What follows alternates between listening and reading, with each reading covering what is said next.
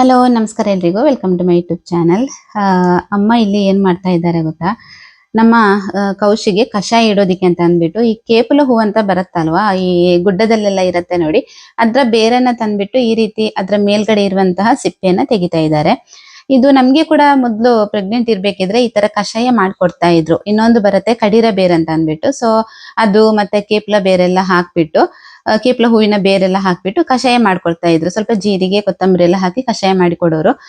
ಇದರಿಂದ ತುಂಬಾ ಚೆನ್ನಾಗಿ ಅಂದ್ರೆ ಮಗುವಿಗೆ ಚೆನ್ನಾಗಿ ಕಲರ್ ಬರುತ್ತೆ ಅಂತ ಹೇಳ್ತಾರೆ. ಸೊ ಈ ಕೇಪಲ ಬೇರ್ ಹಾಕೋದ್ರಿಂದ ಮಗುವಿಗೆ ತುಂಬಾನೇ ಚೆನ್ನಾಗಿ ಕಲರ್ ಬರುತ್ತೆ ಅಂತ ಹೇಳ್ತಾರೆ. ಸೊ ಮತ್ತೆ ಈ ಕಡಿರ ಬೇರ್ ಅಂತ ಇದೆಯಲ್ವಾ, ಅದು ಬೆನ್ನು ನೋವಿಗೆಲ್ಲ ತುಂಬಾ ಒಳ್ಳೇದು. ಪ್ರೆಗ್ನೆನ್ಸಿಯಲ್ಲಿ ಬೆನ್ನು ನೋವು ಕಾಮನ್ ಆಗಿರೋದ್ರಿಂದ ಆ ಬೆನ್ನು ನೋವಿಗೆ ಕೂಡ ತುಂಬಾ ಒಳ್ಳೇದು ಅಂತ ಅಂದ್ಬಿಟ್ಟು ಇದು ನಮ್ಮ ಹಿರಿಯರೆಲ್ಲ ಮಾಡ್ಕೊಂಡು ಬಂದಿರುವಂತದ್ದು. ಅದನ್ನ ನಮ್ಮ ಅಮ್ಮ ಕೂಡ ಕಂಟಿನ್ಯೂ ಮಾಡ್ತಾ ಬಂದಿದ್ದಾರೆ. ನಮ್ಗೆ ಕೂಡ ಕೊಡ್ತಾ ಇದ್ರು, ಹಾಗೆ ನಮ್ಮ ಕೌಶಿಗೆ ಕೂಡ ಕೊಡೋದಿಕ್ಕೆ ಅಂತ ಅಂದ್ಬಿಟ್ಟು ಅದನ್ನ ರೆಡಿ ಮಾಡ್ತಾ ಇದ್ರು. ಇಲ್ಲಿ ಇವಾಗ ನಾನು ತಲೆನಲ್ಲಿ ತುಂಬಾನೇ ಡ್ಯಾಂಡ್ರಫ್ ಆಗಿದೆ ನನ್ಗೆ, ಹಾಗೆ ಆದ್ವಿಗೆ, ಕೌಶಿಗೆ, 3 ಜನಕ್ಕೆ ಕೂಡ ತಲೆನಲ್ಲಿ ತುಂಬಾ ಡ್ಯಾಂಡ್ರಫ್ ಆಗಿರೋದ್ರಿಂದ ಲಾಸ್ಟ್ ಟೈಮ್ ನನ್ನ ತಮ್ಮ ಊರಿಗೆ ಬಂದಿರ್ಬೇಕಿದ್ರೆ ಮಡಿಕೇರಿಗೆ ಹೋಗಿದ್ದ. ಅವನು ಅಲ್ಲಿಂದ ಶಿಕಾಕಾಯಿ ಪೌಡರ್ ತಂದಿದ್ದ. ಡ್ಯಾಂಡ್ರಫಿಗೆಲ್ಲ ತುಂಬಾ ಒಳ್ಳೇದು ಅಂತ ಅಂದ್ಬಿಟ್ಟು ನ್ಯಾಚುರಲ್ ಆಗಿರತ್ತಲ್ವಾ ಈ ಶಿಕಾಕಾಯಿ ಪೌಡರ್, ಅದನ್ನ ತಂದಿದ್ದ. ಅದನ್ನ ಹಾಗೆ ನಾನು ನಿಂಬೆ ರಸದಲ್ಲಿ ಈ ತರ ಮಿಕ್ಸ್ ಮಾಡ್ಬಿಟ್ಟು ತಲೆಗೆ ಹಚ್ತೀನಿ. ತುಂಬಾ ಚೆನ್ನಾಗಿ ವರ್ಕ್ ಆಗತ್ತೆ. ಇದು ವಾರಕ್ಕೆ ಒಂದು 2 ಸಲ ಆದ್ರೂ ಹಚ್ಬೇಕು ಮಾತ್ರ. ಒಂದ್ಸಲ ಹಚ್ಚಿ ಬಿಟ್ರೆ ಅದು ವರ್ಕ್ ಆಗತ್ತೆ ಅಂತ ಹೇಳೋದಿಕ್ಕಾಗಲ್ಲ. ವಾರದಲ್ಲಿ ಒಂದು 2ರಿಂದ 3 ಸಲ ಹಚ್ಚಿದ್ರೆ ಚೆನ್ನಾಗಿ ವರ್ಕ್ ಆಗತ್ತೆ. ಇದಕ್ಕೆ ಬೇಕಿದ್ರೆ ಅಲೋವೆರಾ ಜೆಲ್ ಕೂಡ ನೀವು ಮಿಕ್ಸ್ ಮಾಡ್ಕೋಬಹುದು. ಇಲ್ಲ ಅಂದ್ರೆ ರೋಸ್ಮೆರಿ ವಾಟರ್ ಬರುತ್ತಲ್ವಾ, ಅದ್ರಲ್ಲಿ ಕೂಡ ಮಿಕ್ಸ್ ಮಾಡ್ಬಿಟ್ಟು ತಲೆಗೆ ಹಚ್ಬಹುದು. ಕಂಟಿನ್ಯೂಸ್ ಆಗಿ ವಾರಕ್ಕೆ 3 ಸಲನಾದ್ರೂ ಅಟ್ಲೀಸ್ಟ್ ಹಚ್ಬೇಕಾಗತ್ತೆ. ಇಲ್ಲ ಅಂತ ಹೇಳಿದ್ರೆ ಅದು ಅಷ್ಟೊಂದು ಕ್ಲಿಯರ್ ಆಗಿ ಡ್ಯಾಂಡ್ರಫ್ ಎಲ್ಲ ಹೋಗಲ್ಲ. ಆ ರೀತಿ ಫಾಲೋ ಮಾಡ್ಕೊಂಡು ಬಂದ್ರೆ ಡ್ಯಾಂಡ್ರಫ್ ಕ್ಲಿಯರ್ ಆಗತ್ತೆ. ಒಂದ್ಸಲ ಡ್ಯಾಂಡ್ರಫ್ ಜಾಸ್ತಿ ಇರೋರು ಟ್ರೈ ಮಾಡಿ. ಇಲ್ಲಿ ಊರಲ್ಲಿ ಕೂಡ ಸಿಗತ್ತೆ ಶಿಕಾಕಾಯಿ ಪೌಡರ್. ಹಾಗೆ ಇದು ನೆಕ್ಸ್ಟ್ ಡೇ ಮಾರ್ನಿಂಗ್ ವಾಪಸ್ ನಾನು ಲಾಗ್ ನ ಕಂಟಿನ್ಯೂ ಮಾಡ್ತಾ ಇರುವಂತದ್ದು. ಸ್ವಲ್ಪ ಸ್ವಲ್ಪ ಗಿಡಗಳಲ್ಲಿ ಹೂವು ಆಗ್ತಾ ಇದೆ. ಅಂದ್ರೆ ಆಷಾಢ ಮಾಸದಲ್ಲಿ ಹೂವು ಆಗಲ್ಲ ಅಲ್ವಾ, ನಂತರ ಶ್ರಾವಣ ಬರುತ್ತಲ್ವಾ, ಆ ಮಾಸದಲ್ಲಿ ಹೂವು ಆಗೋದಕ್ಕೆ ಶುರು ಆಗುತ್ತೆ. ಸೊ 1-2 ಹೂಗಳು ಬಿಡ್ತಾ ಇದ್ವು ಗಿಡದಲ್ಲಿ. ಹಾಗೆ ತಿಂಡಿ ರೆಡಿ ಮಾಡ್ತಾ ಇದ್ದೀನಿ. ಇವತ್ತು ತಿಂಡಿಗೆ ಪುಳಿಯೋಗರೆ ಸ್ವಲ್ಪ ಮಾಡ್ತಾ ಇದ್ದೆ. ಹಾಗೆ ನಿನ್ನೆ ದೋಸೆ ಮಾಡ್ಕೊಂಡಿದ್ದೆ. ದೋಸೆ ಹಿಟ್ಟು ಸ್ವಲ್ಪ ಉಳ್ದಿತ್ತ, ಅದನ್ನ ಹಾಗೆ ನಾನು ಫ್ರಿಜ್ ಅಲ್ಲಿ ಎತ್ತಿಟ್ಟಿದ್ದೆ. ಸೊ ಸ್ವಲ್ಪ ದೋಸೆ ಮಾಡೋಣ, ಆಮೇಲೆ ಸ್ವಲ್ಪ ಪುಳಿಯೋಗರೆ ಮಾಡೋಣ ಅಂತ ಅಂದ್ಬಿಟ್ಟು ಮಾಡ್ತಾ ಇದ್ದೀನಿ. ನಮ್ಮನೆಯಲ್ಲಿ ಪುಳಿಯೋಗರೆ ಎಲ್ಲಾರ್ಗೂ ಇಷ್ಟ ಆಗಲ್ಲ. ನಮ್ಮ ಆದ್ವಿಗೆ, ಹಸ್ಬೆಂಡ್ಗೆ, ಮಗನಿಗೆಲ್ಲ ಇಷ್ಟ ಆಗಲ್ಲ. ನನ್ಗೆ, ಅಮ್ಮನ್ಗೆ, ಕೌಶಿಗ್ ಆಗತ್ತೆ. ಕೌಶಿಗೆ ತುಂಬಾ ಇಷ್ಟ ಪುಳಿಯೋಗರೆ. ಸೊ ಹಾಗಾಗಿ ಸ್ವಲ್ಪ ಪುಳಿಯೋಗರೆ ಮಾಡ್ಕೊಂಡೆ. ಹಾಗೆ ಡ್ರೈ ಫ್ರೂಟ್ಸ್ ಪ್ರೆಗ್ನೆನ್ಸಿ ಟೈಮ್ ಅಲ್ಲಿ ತಿಂದ್ರೆ ತುಂಬಾ ಒಳ್ಳೇದು ಅಂತ ಹೇಳ್ತಾರೆ. ತುಂಬಾನೇ ವಿಟಮಿನ್ಸ್ ಎಲ್ಲ ಇದೆ ಅದ್ರಲ್ಲಿ ಅಂತ ಅಂದ್ಬಿಟ್ಟು. ಸೊ ಹಾಗಾಗಿ ಹಿಂದಿನ ದಿನ ನೈಟ್ ಈ ರೀತಿ ನೀರಲ್ಲಿ ನೆನ್ಸಿಡ್ತೀವಿ. ಬೆಳಿಗ್ಗೆ ಎದ್ಬಿಟ್ಟು ನಮ್ ಕೌಶಿ ತಿಂತಾಳೆ. ಎಲ್ಲಾರ್ಗು 2 ಕೊಟ್ಬಿಟ್ಟು ಅವಳು ಕೂಡ ತಿಂತಾಳೆ. ಸೊ ಬಾದಾಮಿ ಮಾತ್ರ ಸಿಪ್ಪೆ ತೆಗ್ದು ತಿನ್ಬೇಕು ಅಂತ ಹೇಳ್ತಾರೆ. ಅದು ಒಳ್ಳೇದು ಸಿಪ್ಪೆ ತೆಗ್ದು ತಿಂದ್ರೆ ಅಂತ ಹೇಳಿ. ಗೊತ್ತಿಲ್ಲ, ನಮ್ ಪ್ರೆಗ್ನೆನ್ಸಿಯಲ್ಲೆಲ್ಲ ನಾವು ಈ ತರ ಡ್ರೈ ಫ್ರೂಟ್ಸ್ ಎಲ್ಲ ತಿಂದೇ ಇಲ್ಲ. ಅಮ್ಮ ದೋಸೆ ಮಾಡ್ತಾ ಇದ್ದಾರೆ. ಅಮ್ಮ ಯಾವಾಗ್ಲೂ ಅಮ್ಮನ ಸ್ಟೈಲ್ ಅಲ್ಲೇ ದೋಸೆ ಮಾಡ್ತಾರೆ. ನಾನು ನನ್ನ ಸ್ಟೈಲ್ ಅಲ್ಲೇ ದೋಸೆ ಮಾಡೋದು. ಅಮ್ಮ ಸ್ವಲ್ಪ ದಪ್ಪ ಹಾಕ್ತಾರೆ. ದೋಸೆ ದಪ್ಪ ಹಾಕ್ಬಿಟ್ಟು ತುಂಬಾ ಸಾಫ್ಟ್ ಆಗಿ ಬರುತ್ತೆ, ಅದು ಸ್ಪಾಂಜ್ ಆಗಿ ಬರುತ್ತೆ. ಸೊ ಚೆನ್ನಾಗಿರುತ್ತೆ ಅದು ಕೂಡ. ಹಾಗೆ ನಮ್ಮ ಮಾಧವಿ ಇಲ್ಲಿ ಬುದ್ಧನ ಫ್ಲವರ್ ಪ್ಲೇಟ್ ಇದೆಯಲ್ವಾ, ಸೊ ಅದನ್ನ ಡೆಕೋರ್ ಮಾಡ್ತಾ ಇದ್ದಾಳೆ.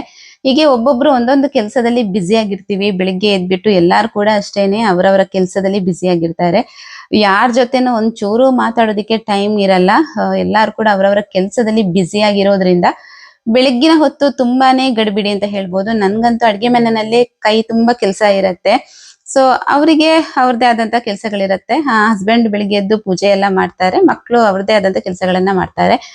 ಆದ್ವಿ ಬೆಳಿಗ್ಗೆ ಎದ್ಬಿಟ್ಟು ಓದೋದು ಬರೆಯೋದೆಲ್ಲ ಮಾಡಿ ಸ್ವಲ್ಪ ಫ್ರೀ ಸಿಕ್ಕಿದ್ರೆ ಈ ತರ ಏನಾದ್ರೂ ಮಾಡ್ಕೊಂಡಿರ್ತಾಳೆ. ಹಾಗೆ ಅಮ್ಮ ಮನೆಗ್ ಬಂದ್ರೆ ನನ್ಗೆ ಕೆಲ್ಸ ತುಂಬಾ ಕಡಿಮೆ ಆಗತ್ತೆ. ಅಡ್ಗೆ ಮನೆನ ಅಮ್ಮನ್ಗೆ ಬಿಟ್ಟು ನಾನು ಬೇರೆ ಕೆಲ್ಸಗಳನ್ನ ನೋಡ್ಕೊಳ್ಳೋದಿಕ್ಕಾಗತ್ತೆ. ನೋಡಿ, ಈ ತರ ದೋಸೆ ಮಾಡೋದು ನಮ್ಮಮ್ಮ. ಈ ತರ ಸ್ಪಾಂಜಿಯಾಗಿ ಬರತ್ತೆ. ನಾನು ಏನ್ ಮಾಡ್ತೀನಿ ಅಂತ ಹೇಳಿದ್ರೆ ಮಸಾಲಾ ದೋಸೆ ಟೈಪ್ ಮಾಡ್ತೀನಿ. ಅಂದ್ರೆ ತುಂಬಾ ತೆಳ್ಳಗೆ ಹರಡ್ಕೋತೀನಿ.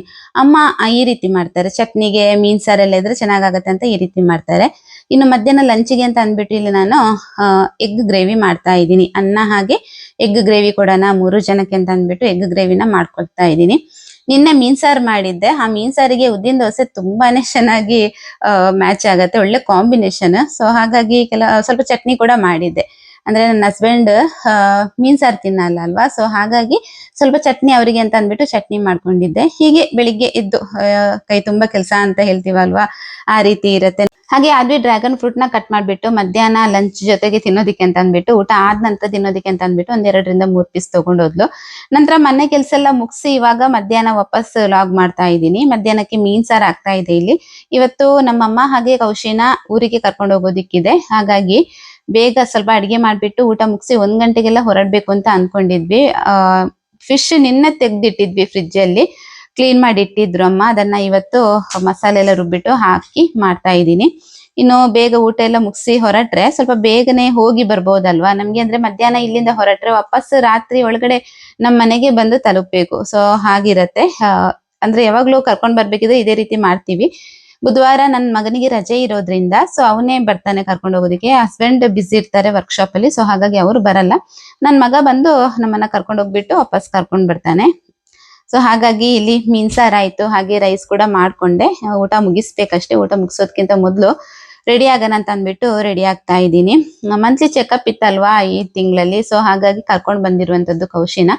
ಟೆಸ್ಟ್ ಎಲ್ಲ ಮುಗ್ದ ನಂತರ ಡಾಕ್ಟರ್ ಹೇಳಿದ್ರು ಟ್ರಾವೆಲ್ ಮಾಡ್ಬೋದು, ಏನು ಪ್ರಾಬ್ಲಮ್ ಇಲ್ಲ. ಏನಾದ್ರೂ ಕಾಂಪ್ಲಿಕೇಶನ್ ಅಂತ ಇದ್ರೆ ಟ್ರಾವೆಲ್ ಮಾಡಬಾರ್ದು, ಬಟ್ ಏನು ತೊಂದ್ರೆ ಇಲ್ಲ, ಆರಾಮಾಗಿದ್ದಾಳೆ, ಆರಾಮಾಗಿ ಅವಳಿಗೆ ಹೋಗ್ ಬರೋದ್ ಮಾಡ್ಬೋದು ಅಂತ ಹೇಳಿದ್ರು. ಜರ್ನಿ ಎಲ್ಲ ಮಾಡ್ಬೋದು ಅಂತ ಅಂದ್ಬಿಟ್ಟು. ಸೊ ಹಾಗಾಗಿ ನಾನು 12:30 ಆಯ್ತು ಕರ್ಕೊಂಡು ಬರ್ತಾ ಇದ್ದೀನಿ. ಊಟ ಮಾಡಿ ಹಾಗೆ ಹೊರಡ್ಬೇಕು. 1 ಗಂಟೆ ಆಗುವಾಗ ಹೋಗ್ಬೇಕು ಅಂತ ಅನ್ಕೊಂಡಿದೀವಿ. ವಾಪಸ್ 6 ಗಂಟೆ ಆಗತ್ತೆ. ನಾವು ಅವರನ್ನ ಬಿಟ್ಟು ವಾಪಸ್ ಮನೆಗೆ ಬರ್ಬೇಕಿದ್ರೆ 6 ಗಂಟೆ ಆಗತ್ತೆ. ಸೊ ಹಾಗಾಗಿ ಬೇಗ ಊಟ ಮಾಡಿ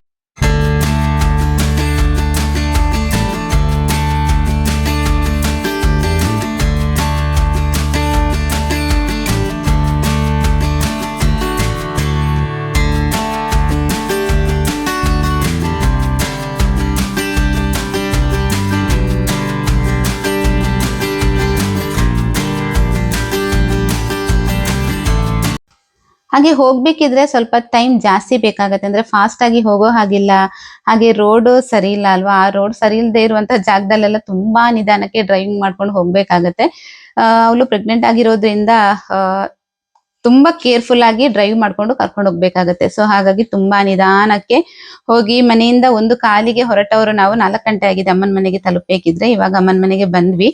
ಅಮ್ಮ ಡೋರ್ ಓಪನ್ ಮಾಡ್ಬಿಟ್ಟು ಸ್ವಲ್ಪ ಟೀ ಮಾಡ್ತೀನಿ ಕುಡ್ಕೊಂಡು ಹೋಗಿ ಅಂತ ಹೇಳಿದ್ರು. ನನ್ನ ಮಗನಿಗೆ ಕೂಡ ಟೀ ಬೇಕಿತ್ತು, ಡ್ರೈವಿಂಗ್ ಮಾಡೋದಕ್ಕೆ ಕಷ್ಟ ಆಗತ್ತೆ, ನಿದ್ದೆ ಬರುತ್ತೆ ಅಂತ ಹೇಳ್ತಾ ಇದ್ದ. ಸೊ ಹಾಗಾಗಿ ಟೀ ಕುಡ್ದೆ ಹೊರಡೋಣ ಅಂತ ಅನ್ಕೊಂಡು ಇವಾಗ ವೇಟ್ ಮಾಡ್ತಾ ಇದ್ದೀನಿ ಟೀಗೋಸ್ಕರ. ಹಾಗೆ ಬರ್ತಾ ಇರ್ಬೇಕಿದ್ರೆ ನಮ್ಮ ಉಜಿರೆಯಿಂದಾನೆ ಕೆಲವೊಂದು ಗ್ರೋಸರೀಸ್ ಬೇಕಿತ್ತು, ಹಾಗೆ ಬೇಕರಿ ಐಟಮ್ ಎಲ್ಲ ಬೇಕಿತ್ತು. ನಂತರ ಸ್ವಲ್ಪ ತರಕಾರಿ, ಮನೆಗೆ ಬೇಕಾಗಿರುವಂತಹ ಕೆಲವೊಂದು ಥಿಂಗ್ಸ್ ಅನ್ನೆಲ್ಲ ತಗೊಂಡು ಹಾಗೆ ಬಂದ್ವಿ. ಅಂದ್ರೆ ಕಾಲಾಗಿದೆ ಮನೆಯಿಂದ ನಾವು ಹೊರಡ್ಬೇಕಿದ್ರೆ, ಉಜಿರೆಯಿಂದ ಹೊರಡ್ಬೇಕಿದ್ರೆ ಇಲ್ಲಿಗೆ ಬಂದು ತಲುಪಬೇಕಿದ್ರೆ 4 ಗಂಟೆ, ಒಂದು ಅರ್ಧ ಮುಕ್ಕಾಲು ಗಂಟೆ. ರೋಡ್ ಸರಿ ಇಲ್ಲ ಅಲ್ವಾ, ಸೊ ಹಾಗಾಗಿ ಲೇಟ್ ಆಯ್ತು. ಇನ್ನು ಸ್ವಲ್ಪ ಅಂದರೆ ಉಜಿರೆಯಲ್ಲಿ ಕೆಲವೊಂದು ಥಿಂಗ್ಸ್ ತಗೊಳ್ಳೋದಕ್ಕಿತ್ತು, ಬೇಕರಿಗೆ ಹೋಗೋದಕ್ಕಿತ್ತು, ಹಾಗೆ ತರಕಾರಿ ಬೇಕಿತ್ತು, ಕೆಲವೊಂದು ಗ್ರೋಸರೀಸ್ ಬೇಕಿತ್ತು. ಎಲ್ಲವನ್ನ ತಗೊಂಡು ಇವಾಗ ಬಂದಿದ್ದೇವೆ. 4 ಗಂಟೆ ಆಯಿತು.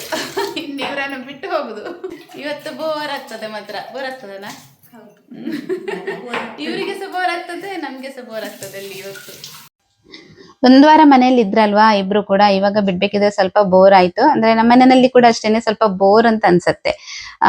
1 ವಾರದಿಂದ ಒಟ್ಟಿಗೆ ಮಾತಾಡ್ಕೊಂಡು ಕೆಲಸ ಮಾಡ್ಕೊಂಡೆಲ್ಲ ಇದ್ವಿ. ಸೊ ಏನ್ ಮಾಡಕ್ಕಾಗತ್ತೆ ಅಲ್ವಾ, ಜೀವನ ಅಂದ್ರೇನೆ ಹಾಗೆ. ಅವರವರ ಮನೆಯಲ್ಲಿ ಅವ್ರವ್ರು ಇರ್ಲೇಬೇಕಾಗತ್ತೆ. ಲಗೇಜ್ ಎಲ್ಲ ತುಂಬಾ ಜಾಸ್ತಿ ಇತ್ತು. ಅಂದ್ರೆ ಡಾಕ್ಟರ್ ಏನ್ ಹೇಳ್ತಾರೆ ಅಂತ ಗೊತ್ತಿರ್ಲಿಲ್ಲ. ಇನ್ ಕೇಸ್ ಏನಾದ್ರೂ ಟ್ರಾವೆಲ್ ಮಾಡಬಾರ್ದು ಅಂತ ಹೇಳಿದ್ರೆ ಮನೆಯಲ್ಲೇ ಉಳಿಸ್ಕೋಬೇಕಿತ್ತು ಅವಳನ್ನ. ಸೊ ಹಾಗಾಗಿ ಬಟ್ಟೆ ಎಲ್ಲ ತಗೊಂಡ್ ಬಂದಿದ್ಲು. ಇವಾಗ ವಾಪಸ್ ಅದೇ ಬಟ್ಟೆಗಳನ್ನೆಲ್ಲ ವಾಪಸ್ ತಗೊಂಡು ಅಮ್ಮನ ಮನೆಗೆ ಬಂದ್ವಿ. ಸೊ ಕಾರಿಂದ ಲಗೇಜ್ ಎಲ್ಲ ತೆಗಿತಾ ಇದ್ದೀನಿ. ಹಾಗೆ ಅಮ್ಮ ಟೀ ಮಾಡಿದ್ರು. ಟೀ ಕುಡ್ದ್ಬಿಟ್ಟು ಬರ್ಬೇಕಿದ್ರೆ ಬ್ರೆಡ್ ತಗೊಂಡ್ ಬಂದಿದ್ವಿ. ಒಂದೊಂದು ಬ್ರೆಡ್ ತಿಂದ್ಬಿಟ್ಟು ಟೀ ಕುಡ್ದು ಹಾಗೆ ವಾಪಸ್ ನಮ್ಮೂರಿನ ಕಡೆಗೆ ಹೊರಟ್ವಿ. ಹಾಗೆ ವಾಪಸ್ ನಮ್ ಮನೆಗೆ ಬರ್ಬೇಕಿದ್ರೆ ತುಂಬಾ ಮಳೆ ಸಿಕ್ತು ನಮ್ಗೆ. ಅಂದ್ರೆ ಪುಂಜಲ್ಕಟ್ಟೆ ತನಕ ಮಳೆ ಇಲ್ಲ. ಆ ಸೈಡ್ ಅಲ್ಲೆಲ್ಲ ಸ್ವಲ್ಪ ಕಡಿಮೆ ಇರುತ್ತೆ, ಬಟ್ ನಮ್ ಸೈಡ್ ಅಲ್ಲಿ ಅದೇನು ಅಂತ ಗೊತ್ತಿಲ್ಲ, ತುಂಬಾ ಅಂದ್ರೆ ತುಂಬಾ ಮಳೆ, ಯಾವಾಗ ನೋಡಿದ್ರು ಮಳೆ. ಸೊ ಹಾಗಾಗಿ ಜಾಸ್ತಿ ಇತ್ತು ಮಳೆ ಕೂಡ. ಈ ಮಳೆ ಇದ್ರೆ ತುಂಬಾನೇ ಕಿರಿಕಿರಿ.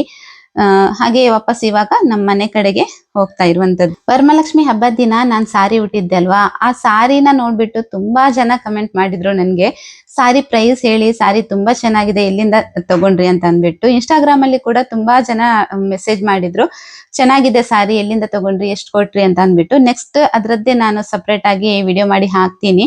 ಹಾಗೆ ಇವತ್ತಿನ ಲಾಗ್ ನ ಇಲ್ಲಿಗೆ ಎಂಡ್ ಮಾಡ್ತಾ ಇದ್ದೀನಿ. ಇವತ್ತಿನ ಲಾಗ್ ಇಷ್ಟೇನೆ. ವಿಡಿಯೋಗಳು ನಿಮ್ಗೆ ಇಷ್ಟ ಆಗ್ತಾ ಇದ್ರೆ ವಿಡಿಯೋಗೊಂದು ಲೈಕ್, ಶೇರ್, ಕಮೆಂಟ್ ಮಾಡಿ. ನಿಮ್ಮ ಫ್ರೆಂಡ್ಸ್ ಮತ್ತೆ ಫ್ಯಾಮಿಲಿಗೆ ಎಲ್ರಿಗೂ ಕೂಡ ಶೇರ್ ಮಾಡಿ. ಸಿಗ್ತೀನಿ ನೆಕ್ಸ್ಟ್ ಲಾಗ್ ಅಲ್ಲಿ. ಅಲ್ಲಿ ತನಕ ಎಲ್ಲರೂ ಆರೋಗ್ಯವಾಗಿರಿ. ಟೇಕ್ ಕೇರ್, ಬಾಯ್.